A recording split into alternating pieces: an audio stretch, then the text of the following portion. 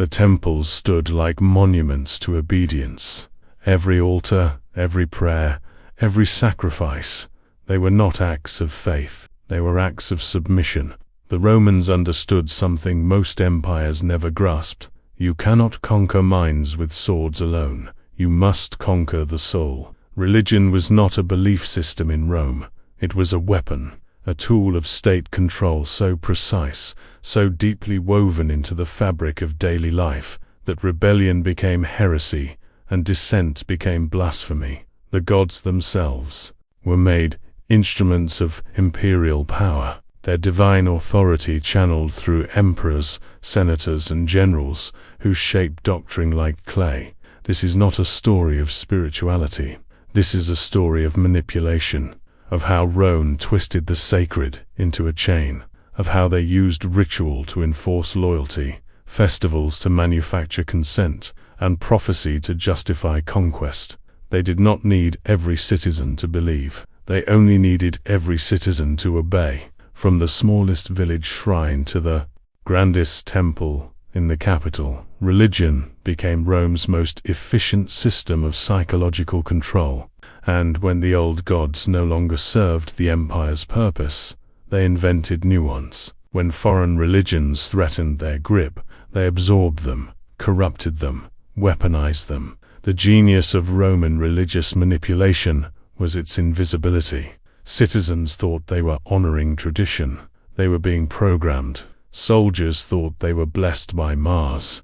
They were being conditioned. Conquered peoples thought they were keeping their gods. They were being assimilated. If you want to understand how empires truly dominates, subscribe now. We're diving into the darkest psychological engineering in ancient history. This is how Rome turned religion into chains. This is how they built an empire, not on faith, but on fear disguised as devotion. Roman religion was never about the afterlife. It was about control in this life. From the earliest days of the Republic, the Romans engineered a religious system designed for one purpose: to maintain social order and legitimacy of the ruling class. Every prayer, every sacrifice, every festival was a ritual of political reinforcement. The gods were not distant cosmic beings. They were witnesses to oaths, guarantors of contracts, enforcers of the state. The Pax Deorum, the peace of the gods, was the cornerstone of this system. Romans believed that if the proper rituals were performed correctly, the gods would protect Rome. But here's the manipulation. Who decided what rituals were proper? Who interpreted divine will? The Senate, the priesthoods, the elite. Religion became inseparable from civic duty. To neglect the gods was to betray Rome. To question a ritual was to threaten the state. The priests were not spiritual leaders, they were political officers. The Pontifex Maximus, the high priest, was one of the most powerful positions in Rome, eventually absorbed by the emperors themselves. This created a closed loop of power. The elite controlled religious interpretation. Religious interpretation justifies elite power. Anyone who challenged the system wasn't just wrong, they were impious, cursed, dangerous to the entire community. Consider the auspices, the reading of omens through bird flight, lightning, sacred chickens. Before any major military campaign or political decision, magistrates would consult the auspices. But who controlled the priests who read these signs? The state. When Rome needed war, the omens favored war. When a political rival needed to be blocked, the gods sent storms. The Senate could halt assemblies, cancel votes, delay generals, all by claiming divine displeasure. It wasn't faith, it was legislative veto power, dressed in sacred language. The masses couldn't argue with Jupiter's thunder. They could only bow. Festivals reinforced this control. Rome's calendar was filled with religious celebrations, but these weren't spontaneous expressions of devotion. They were state-sponsored events, designed to create unity, display power, and remind citizens of their place. The Saturnalia, the Luperca, the Vestalia, each one a carefully orchestrated performance of social cohesion under the watchful eye of authority. Even the household gods, the Lares and Penates, extended state control into the family. The paterfamilias, the male head of household, acted as priest of his own small temple. He performed daily rituals, maintained the sacred hearth, and through this domestic religion, enforced patriarchal hierarchy. The structure of the state was reflected in the structure of worship, all the way down to the individual home. Religion wasn't an escape from Rome's power. It was the foundation of it. When Augustus became Rome's first emperor, he faced an impossible task. How do you rule an empire that just murdered a dictator for trying to be king? You become a god. The imperial cult was the most sophisticated act of religious manipulation in ancient history. Augustus didn't declare himself divine during his lifetime. That would have been too crude, too reminiscent of tyranny. Instead, he positioned himself as the bridge between gods and men. He took the title Pontifex Maximus, making himself the supreme religious authority. He restored temples. He claimed divine ancestry through Venus. He allowed provinces to worship his genius, his divine spirit, while maintaining the fiction of republican modesty in Rome itself. The psychology was brilliant. Citizens weren't worshipping a tyrant. They were honoring the divine force, working through their beloved leader. When Augustus died, the Senate officially deified him. The precedent was set. Every emperor after him could expect the same immortality through religious decree. But this created something far more powerful than simple propaganda. It made opposition to the emperor not just treason, but sacrilege. To rebel against Rome's ruler was to rebel against the gods themselves. The entire spiritual cosmos now reinforced imperial authority. Provincial subjects were required to participate in emperor worship as proof of loyalty. Local elites built temples to Roma and Augustus. Priests conducted sacrifices before imperial statues. Refusing to incense incense at the emperor's altar marked you as an enemy, not just of Rome, but of divine order itself. This is where the true genius emerged. The Romans made emperor worship compatible with local religions. You could keep your native gods, but you had to add Rome's god emperor to your pantheon. Polytheism became a tool of political assimilation. The more gods people worshipped, the easier it was to slip the emperor in among them. For the military, this fusion was even more complete. Legions carried standards bearing the emperor's image.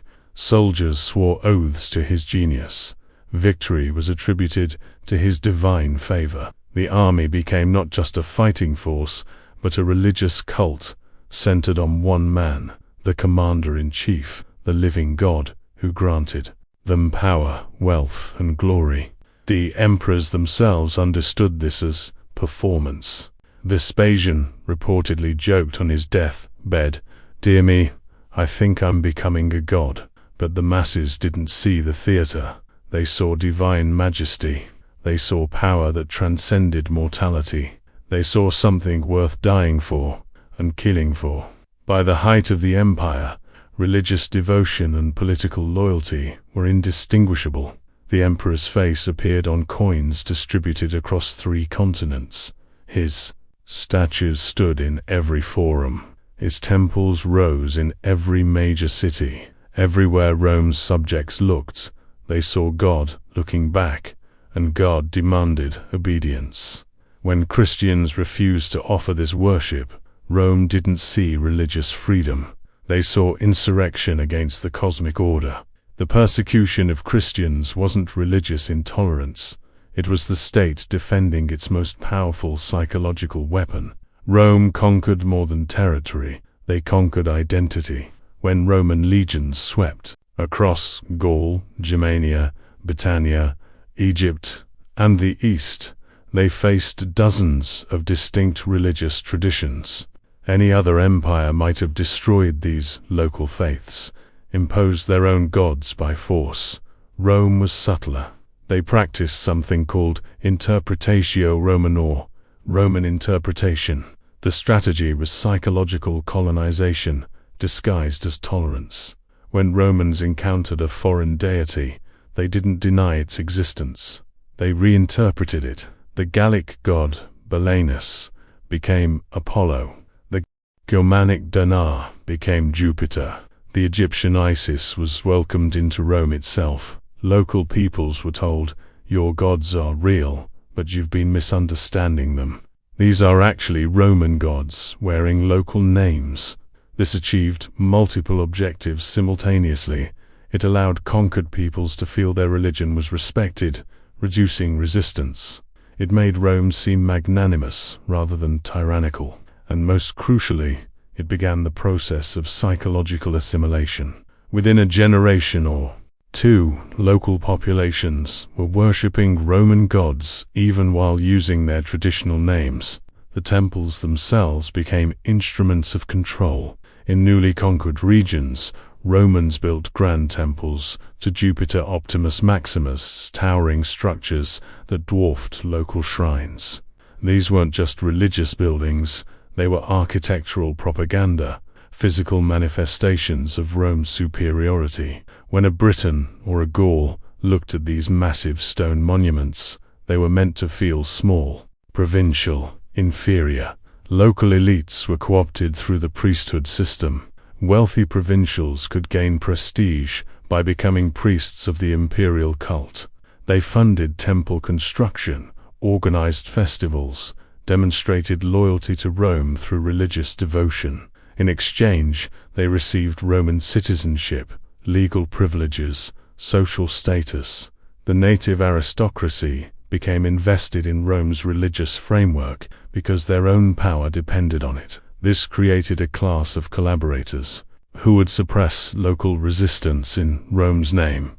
When Druids in Gaul and Britannia resisted Roman religious absorption, these local Roman sympathetic priests helped hunt them down. Religion became a tool for natives to police other natives. The festivals were particularly insidious. Rome would incorporate local religious celebrations into the imperial calendar, then gradually transform their meaning. What began as a harvest festival to a Celtic deity would, over decades, become a celebration of imperial victory or the emperor's birthday. The form remained familiar, but the content had been replaced. People continued their traditions without realizing those traditions now served Rome. Soldiers stationed on the frontiers participated in this process. Roman military camps included temples and shrines where legionaries worshipped alongside local auxiliaries. Germanic warriors fighting for Rome would honor Mars and their tribal war gods side by side, slowly blurring the distinction until both felt Roman. The most effective manipulation was making conquered peoples complicit in their own assimilation. They weren't forced to abandon their gods, they were convinced to reinterpret them. Within a few generations, descendants of conquered peoples couldn't remember what their ancestors truly believed. The original religious identity had been erased through gradual replacement, and they'd participated willingly every step of the way. Rome didn't need to destroy local religions. They just needed to absorb them, digest them, and excrete Roman versions. By the time anyone realized what had happened, it was already complete. The conquered had become the conqueror's spiritual children, and they'd never even felt the collar being placed around their necks. In the heart of Rome stood a temple unlike any other. No grand statues, no precious metals, just a flame and the women sworn to keep it burning. The Vestal Virgins were presented as symbols of purity, devotion, and Rome's sacred tradition. But beneath the veneration lay something darker, a system of control that weaponized female bodies, sexuality, and death to maintain state power. 6 women, chosen as young children from patrician families, were consecrated to serve the goddess Vesta for 30 years. They took vows of absolute chastity. They tended the eternal flame that symbolized Rome's survival. Their purity was believed to protect the city itself. If the flame went out, or a Vestal broke her vow, catastrophe would follow. This wasn't religion. This was hostage-taking, dressed in sacred ritual. Consider the psychology. These women were Rome's most honored religious figures, granted privileges no other Roman women possessed. They could own property. They had the best seats at public games. Their presence could pardon condemned criminals.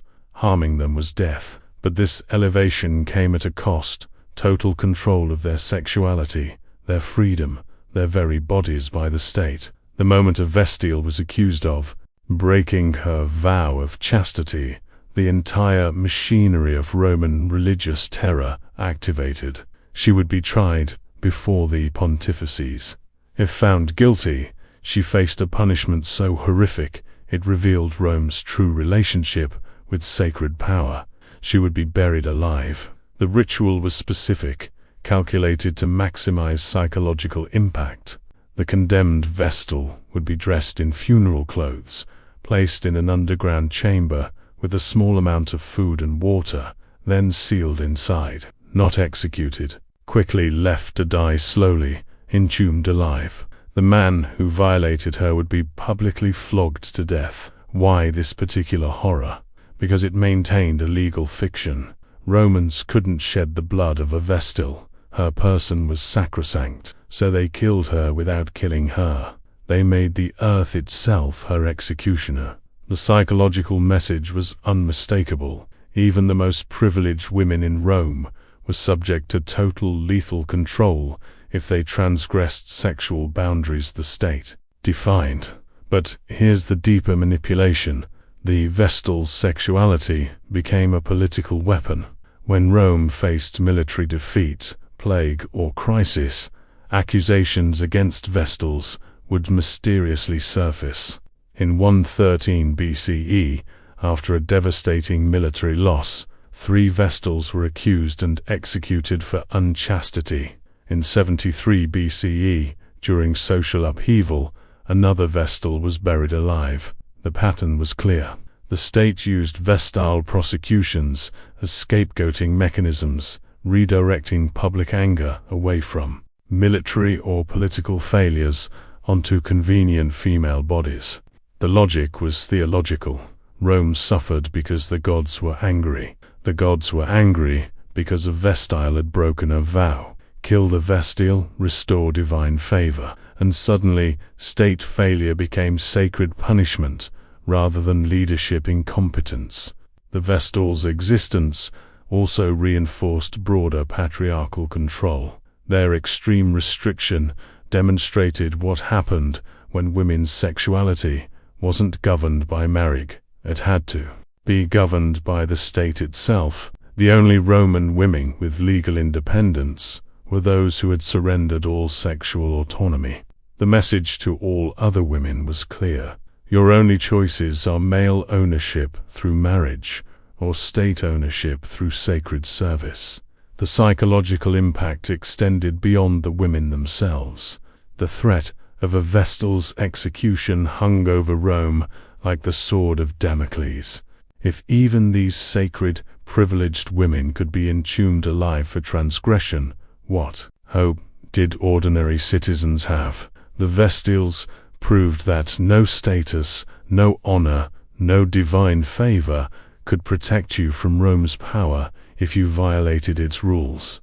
And yet the system perpetuated itself because it also offered those same women real power, just power channeled through state service. Vestals could influence politics, protect clients, accumulate wealth. They escaped traditional marriage and childbearing. This created a class of elite women invested in maintaining the very system that enslaved them. because their limited freedom depended on it. The eternal flame they tended was more than a symbol of Rome's continuity.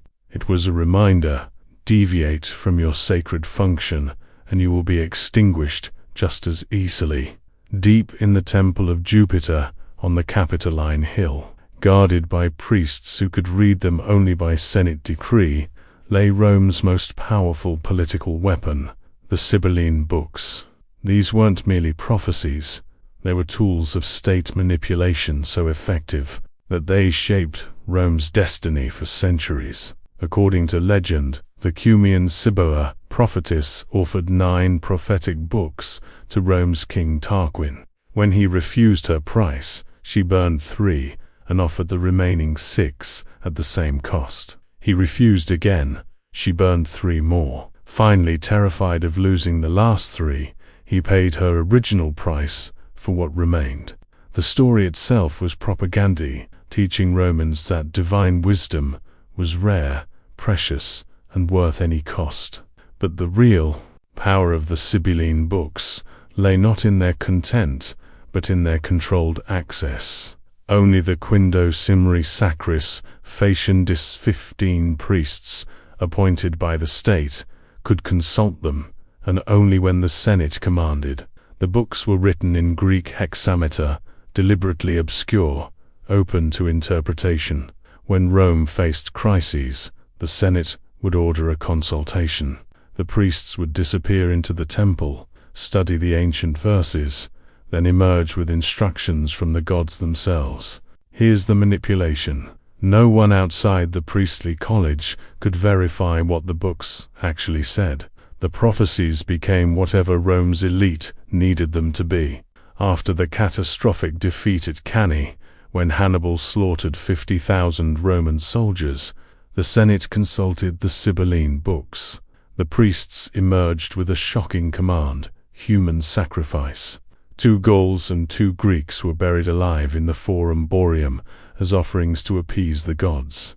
This practice, normally abhorrent to Romans, became acceptable because the Sibylline books demanded it. But did they really? Or did the Senate need a dramatic religious response to prevent mass panic and desertion? The human sacrifice sent a clear message: Rome would do anything to win. The crisis justified the unthinkable. The books were also used to introduce foreign deities when politically convenient. In 204 BCE, during the Second Punic War, another consultation revealed that Rome would only defeat Carthage if they brought the Magnum Mater, the great mother goddess, from Phrygia to Rome. An embassy was sent. The sacred stone representing Cybele was installed in a Roman temple with great ceremony. This wasn't religious syncretism, it was psychological warfare. Rome demonstrated to its allies and enemies that even foreign gods recognized Roman supremacy. The goddess herself had chosen to defend Rome. How could Carthage stand against a city blessed by deities from across the world? The introduction of Cybele also served domestic purposes. Her ecstatic worship, including self-castration by some priests, horrified traditional Romans. But the Senate controlled her cult, limiting when and how she could be worshipped. This sent a dual message. Rome was cosmopolitan and accepting, but also disciplined and in control. Even the wildest foreign religion would be domesticated by Roman order. During the late Republic, generals like Sulla and Marius claimed to be guided by prophecies and divine signs, often connecting themselves to Sibylline predictions. These weren't spontaneous religious experiences. They were political propaganda, using the authority of ancient prophecy to justify their actions. When Sulla marched on Rome, he didn't present it as a coup. He presented it as fulfilling divine destiny. The books burned in 83 BCE when the Temple of Jupiter caught fire. The Senate immediately commissioned envoys to collect prophecies from across the Mediterranean to restore them. Think about that. They rebuilt the prophetic collection, deciding which verses to include and which to discard. They literally constructed the will of the gods. When Augustus came to power, he had the Sibylline books edited, removing prophecies that didn't serve imperial interests and placing them under his direct control in Apollo's temple. The emperor now exclusively commanded access to divine prediction.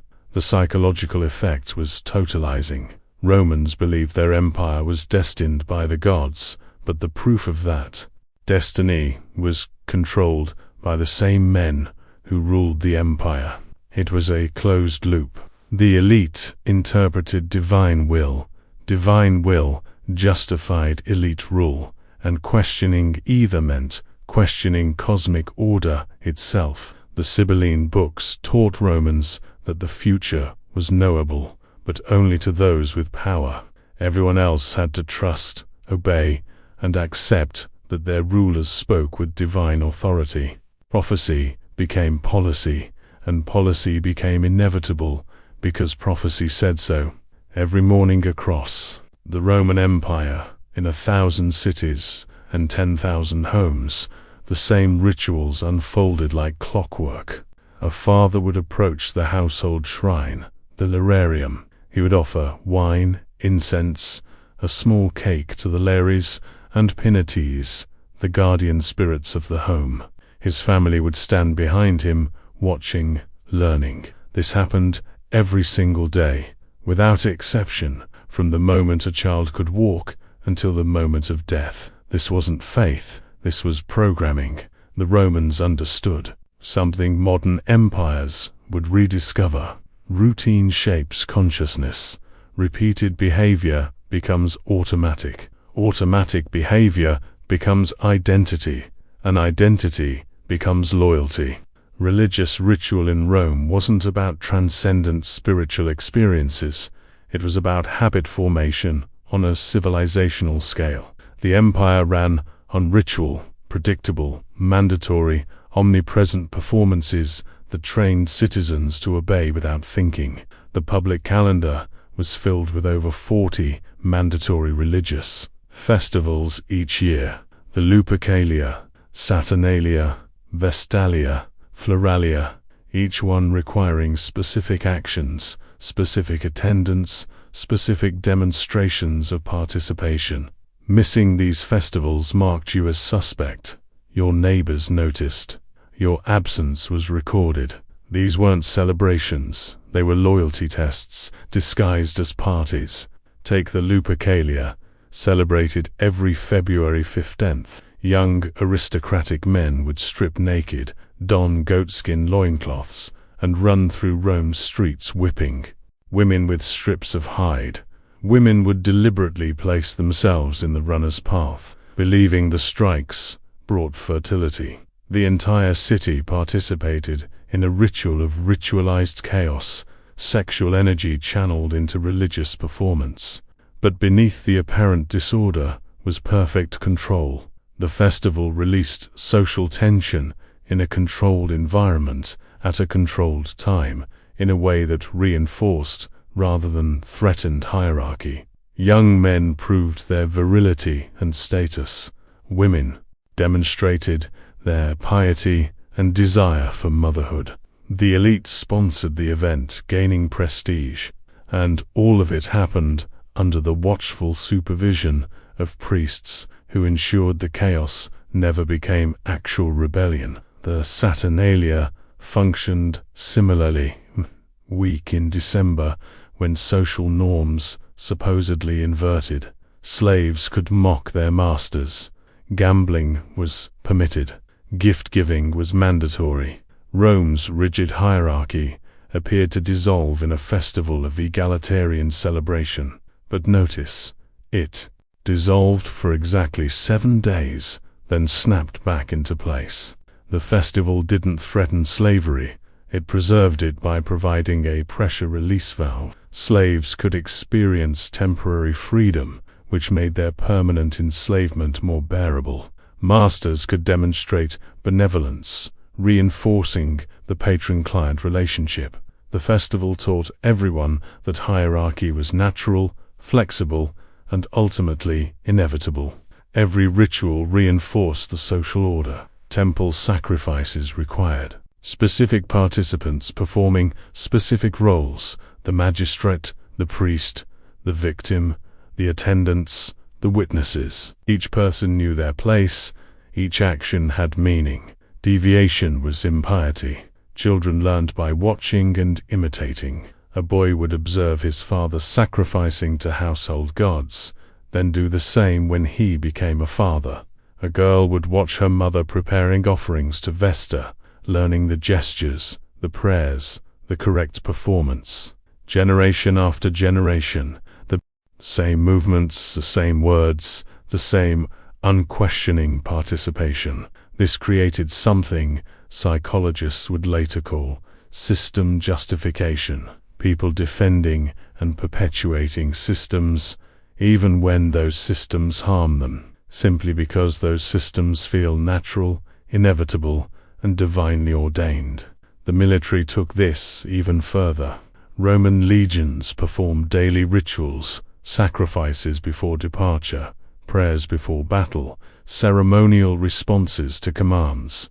Every soldier learned the same rituals.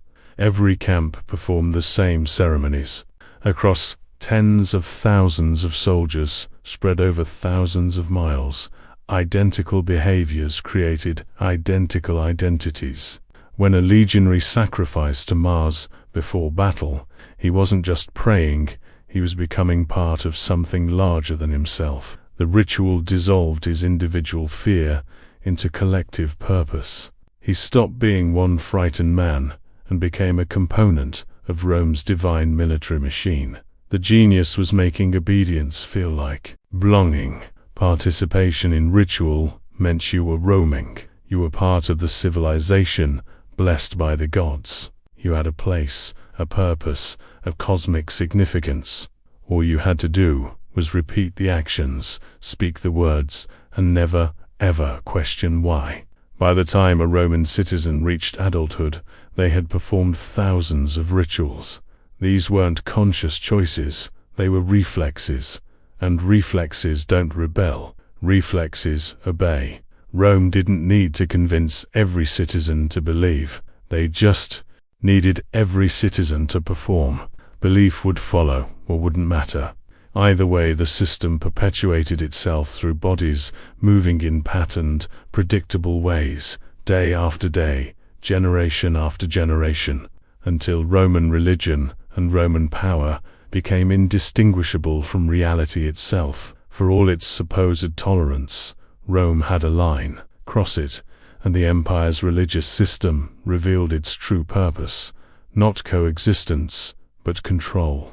Early Christians discovered this the hard way. On the surface, Christianity shouldn't have threatened Rome. The empire had absorbed dozens of foreign cults: Egyptian Isis worship, Persian Mithraism, Phrygian Cybele, found homes in Roman cities. But Christianity was different. It refused to play by the rules that made religious absorption possible. Christians were monotheists. They wouldn't add Roman gods to their worship.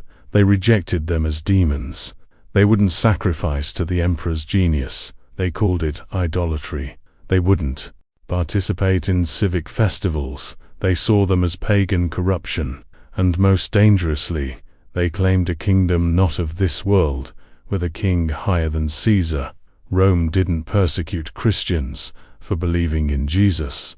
Rome persecuted Christians for refusing to participate in the religious political system that maintained imperial control. The accusations against Christians revealed Rome's true priorities. They were called atheists, not because they denied God, but because they denied Rome's gods. They were accused of hatred of the human race, not because they hated anyone, but because they rejected civic participation. They were charged with practicing magic and cannibalism, not because of evidence, but because their secret meetings and talk of eating flesh and drinking blood could be twisted into convenient slander. But the real issue was obedience. When Roman officials arrested Christians, They didn't ask them to recant theological beliefs. They asked them to perform a simple act: offer a pinch of incense to the emperor's statue, pour a libation, say Caesar is Lord. That's it. After that, Christians could believe whatever they wanted. Most refused. To them, the act was spiritual surrender. But to Rome, their refusal was sedition. The empire didn't care about their inner faith, cared about visible submission. The ritual of emperor worship wasn't about genuine devotion. It was a loyalty test. Refusing meant you rejected Rome's authority at its most fundamental level. The persecutions were sporadic but psychologically calculated. Rome didn't need to kill every Christian that would create martyrs and strengthen the movement. Instead, they used selective terror, high-profile executions in the arena, public humiliation, legal disabilities, economic pressure. Christians lost jobs, property, legal standing. They could be denounced by neighbors, accused without evidence, punished without trial. This created an atmosphere of constant psychological pressure. Christians could live for years without incident, then suddenly face arrest, torture, death. The unpredictability was the point. It kept communities in a state of controlled fear, never knowing when Rome's machinery of religious enforcement would activate. Some emperors, like Trajan, established policies of deliberate ambiguity. Don't seek Christians out, but if they're formally accused, punish them if they don't recant. This made ordinary citizens complicit. Your neighbor could denounce you. Your business rival could eliminate you through a religious charge. Christianity became dangerous not just because Rome opposed it, but because Rome turned everyone into potential enforcers. The arena spectacles served multiple functions. Public execution of Christians, thrown to beasts, burned alive, crucified, demonstrated Rome's power over life and death. It marked Christians as enemies of the state, criminals worthy of extreme punishment. It entertained the masses while reinforcing imperial authority, and it sent a message to any other group that might consider rejecting Rome's religious framework. This is what happens to those who refuse to conform. Yet the persecutions ultimately backfired, revealing the limits of Rome's religious control. Christianity's refusal to participate in ritual performance exposed the system's dependency on universal compliance. Every Christian who died, rather than offer incense, proved that inner belief could override external pressure. The martyrs demonstrated that Rome's religious power only worked if people submitted, and some people wouldn't. The Emperor Diocletian launched the last and most severe persecution in 303 CE, attempting to eliminate Christianity entirely. Churches were destroyed, scriptures burned, clergy imprisoned, Christians fired from government positions. It was totalizing, brutal, comprehensive. It failed. Within a decade, Constantine would legalize Christianity. Within a century, it would become Rome's official religion. The empire that had manipulated religion to maintain control for 1,000 years would itself be conquered by the one religion that refused to be manipulated. But even then, the patterns continued. Christianity in Roman hands became another tool of imperial power. The church councils were called by emperors. Heresy was defined by the state. Orthodoxy was enforced through law. The religion that resisted Rome's control became Rome's control under a different name. The persecutions taught Rome's rulers an important lesson. You cannot force genuine belief, but you can force performance. And if enough people perform for long enough, performance becomes culture, culture becomes tradition, and tradition becomes the invisible chain that binds more effectively than any law. In 312 CE, on the eve of battle, Emperor Constantine claimed he saw a vision, a cross of light in the sky bearing the words in this sign, "Conquer." Whether he saw it or manufactured it doesn't matter. What matters is what he did with it, and what it revealed about Rome's religious manipulation reaching its ultimate form. Constantine's conversion to Christianity wasn't a spiritual awakening. It was the most sophisticated act of religious political engineering in ancient history. He recognized that Christianity, the religion Rome had spent centuries trying to destroy, had become too powerful to suppress. So instead of destroying it, he would capture it, reshape it, and wield it as Rome had wielded every other religion, as an instrument of imperial control. But this required solving a problem. Christianity was decentralized, fractious, and ideologically opposed to emperor worship. How do you turn a religion of martyrs into a religion of empire? You become its patron, its protector, and ultimately its master. Constantine legalized Christianity through the Edict of Milan in 313 CE. Persecuted believers suddenly found themselves not just tolerated, but favored. The emperor showered Christianity churches with money, land, tax exemptions. He built magnificent basilicas.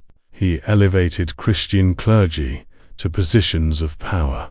Within a generation, Christianity went from underground persecuted sect to privileged state religion. But Constantine extracted a price: control. He called the Council of Nicaea in 325 CE is the first empire-wide gathering of Christian bishops. The council's purpose was supposedly theological, to resolve disputes about Christ's nature. But Constantine's actual agenda was political, to create a unified, standardized Christianity that could serve imperial purposes.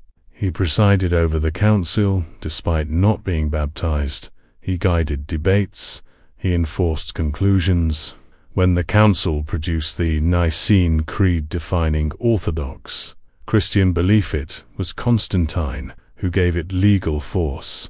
Bishops who disagreed were exiled by imperial decree.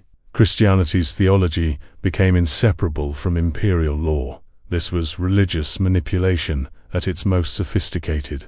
Constantine didn't need Christians to worship him as a god. That system had failed. Instead, he positioned himself as Christianity's earthly protector, the instrument of divine will, the emperor blessed by the Christian God to rule. He replaced the imperial cult with something more powerful: the concept of the Christian emperor as God's chosen representative on earth. The psychological shift was profound. Early Christians had seen earthly kingdoms as temporary, corrupt, irrelevant to God's true kingdom.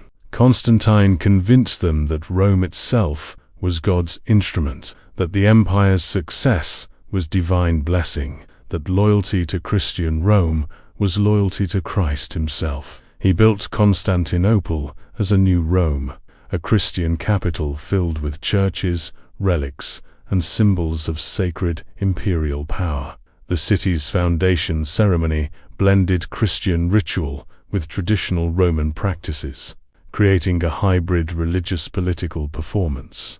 Constantine was making Christianity Roman and making Rome Christian simultaneously. The church's structure began mirroring the empire's. Bishops governed dioceses like imperial governors. Church councils operated like senates.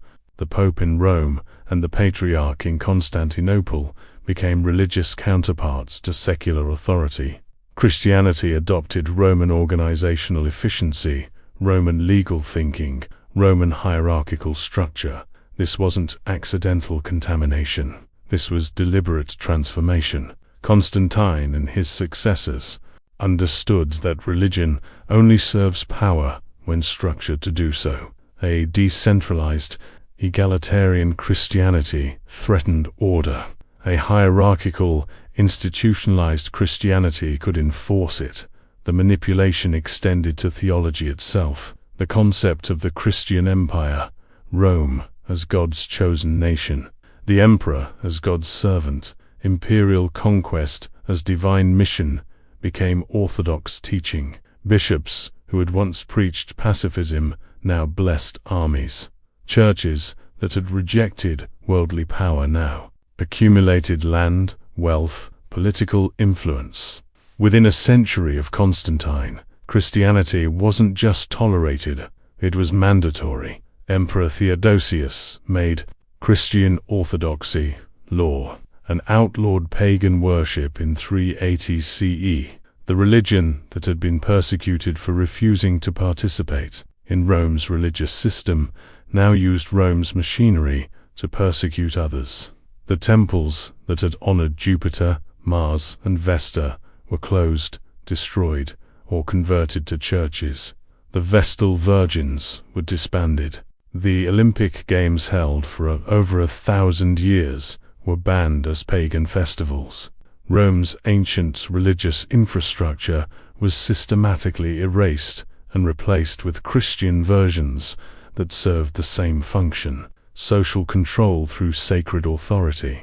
But the deeper patterns remained unchanged. Emperors still claimed divine sanction. The state still defined orthodoxy and punished heresy. Ritual still reinforced hierarchy. Religion still manufactured consent and legitimized power. Only the names had changed. The gods had been replaced. The system endured. Constantine's genius was recognizing that Rome's method of religious control was more important than Rome's specific religion. He kept the method, switched the content, and built an empire that would outlast ancient Rome itself, the Byzantine Empire, ruling for another 1,000 years on the foundation of weaponized Christianity. The ultimate manipulation was making Christians believe they had conquered Rome, when in fact Rome had conquered Christianity, bending it to serve the same imperial purposes the old gods had served. The religion of the oppressed became the oppressor's most effective tool, and the chains forged in Christ's name proved stronger than any Caesar's legion could create. The temples are ruins now. The gods are dead. The emperors are dust. But the method survives.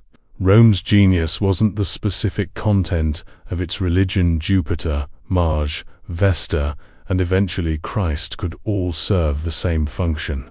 Rome's genius was understanding that religion, properly engineered, could become the most efficient system of social control ever devised.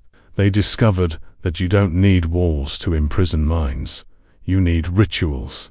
You don't need swords to enforce obedience. You need priests. You don't need to convince people of your right to rule. You need to convince them that the gods demand their submission. Consider what Rome accomplished through religious manipulation. They made conquered peoples willingly assimilate by reinterpreting their own gods as Roman. They transformed political opposition into sacrilege, making rebellion not just dangerous, but spiritually forbidden. They created a system where citizens policed themselves and each other through fear of divine punishment. They used prophecy to justify policy and make contingent decisions seem cosmically inevitable. They programmed behavior through daily ritual until obedience became reflexive. They wielded women's bodies as symbols of state power through the Vestal Virgins. They fused emperor and god, making loyalty to the state identical to religious devotion.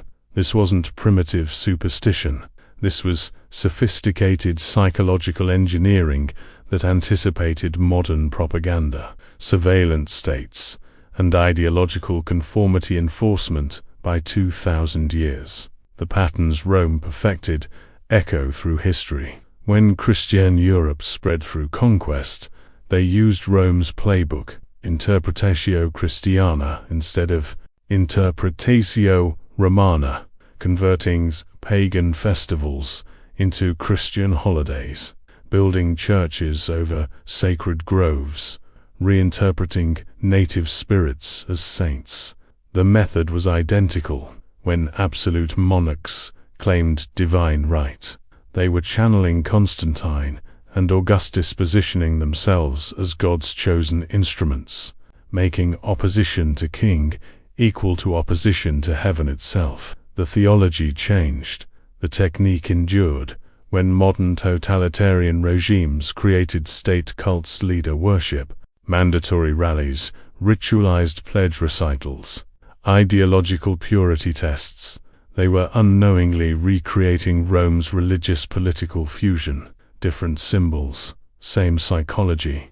Rome proved several dark truths about human society. People will accept almost any authority if it claims divine sanction. Repeated ritual creates genuine belief, or at least behavioral compliance, indistinguishable from it. Fear of cosmic punishment controls more effectively than fear of earthly law. When religion and state merge, questioning either becomes impossible. The most effective chains are the ones people forge themselves through daily performance of submission. But Rome also revealed the limits of this control, as Christianity's resistance proved that genuine belief can override external pressure. The system only works when people participate. The moment enough people refuse to perform the rituals, offer the sacrifices, acknowledge the gods, the entire apparatus of religious control collapses. This is why totalitarian systems throughout history have been so terrified of religious dissent. It's not that different beliefs threaten specific doctrines. It's that genuine faith in something beyond state power reveals the emperor has no clothes, the gods are human inventions, the cosmic order is a performance. Rome's religious manipulation sustained the longest-lasting empire in Western history. For over 1,000 years, from the Republic's founding to Byzantium's fall, Roman methods of sacred control kept millions obedient, pacified, and convinced their subjugation was divinely ordained. The temples are gone, but every society that claims divine authority for earthly power, that uses ritual to manufacture consent, that makes questioning policy equivalent to questioning cosmic order, that society is Rome's spiritual descendant. The genius of Rome's religious engineering wasn't creating new gods. It was discovering that gods, properly controlled, could create an empire where people willingly enslaved themselves and called it faith. Conclusion. The divine chain, 32 minutes and 0 seconds to 33 minutes and 30 seconds.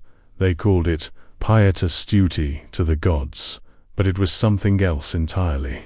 It was submission disguised as devotion, obedience disguised as piety, control disguised as sacred tradition. The Romans understood something most empires never learn. The strongest chains are the ones you cannot see. Invisible chains made of ritual, repetition, and religious certainty. Chains people defend when you try to remove them, because they've forgotten they're wearing chains at all. Every sacrifice at the altar was a loyalty oath. Every festival was an obedience test. Every prayer was a profession of submission, not to gods, but to the state that spoke for them. Rome built an empire not primarily on military might, but on the systematic manipulation of human beings' deepest need for meaning, belonging, and cosmic significance. They made religion a weapon, and the sacred a tool of power. They transformed faith into strategy and prayer into policy. They proved that if you control what people believe is holy, you control everything. The methods they perfected echo through millennia. Every time a state claims divine mandate, every time a leader positions themselves as God's chosen instrument, every time ritual becomes mandatory and questioning becomes blasphemy, every time belonging requires performing belief, every time conscience is crushed under cosmic authority, that's Rome, speaking through. Different gods, wearing different names, but wielding the same ancient understanding. You can conquer territory with armies, but you conquer souls with religion, properly engineered, carefully controlled, and wielded without mercy against those who refuse to submit. Rome fell. The empire crumbled. The legions vanished, but the method survived. It always does. Because the genius of Roman religious manipulation wasn't Roman, it was human. It revealed something fundamental about our species. We desperately want to believe that power is legitimate, that hierarchy is natural, that our suffering has cosmic meaning. And if you offer people that meaning, even if it chains them, most will accept it gratefully. This is how Rome turned religion into the ultimate weapon of control. This is how they made the sacred profane, the divine political, and faith itself a tool of empire. The gods didn't build Rome. Rome built its gods, and used them to rule the world. If this exploration of history's darkest psychological tactics resonated with you, subscribe, because every empire learned from Rome, and we're documenting them all.